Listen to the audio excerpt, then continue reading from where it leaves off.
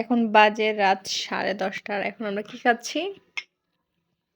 Coffee. Yes, coffee খাচ্ছি যাতে খাইতে দাও। আমাদের ঘুম হারাম হয়ে যায়। আচ্ছা, খাইতে দাও আরে। তুমি খাও, আমি তোমাকে না করছি। কেমন হয়েছে? ঠিক আছে। রাতের তো ঘুমাইতে পারবো না, কফি খাচ্ছ যে। ঘুমাইলাম না, একদিন না ঘুমাইলে কি হবে? হ্যাঁ, প্রতিদিন তো ঘুমাই। কালকে ফ্রাইডে, ইচ্ছা মতো ঘুমানো যাবে, এই জন্য কইতেছে, নাহলে ঠিকই কইতো যে ঘুমাই। হুম। বুঝছো? কি বলবে,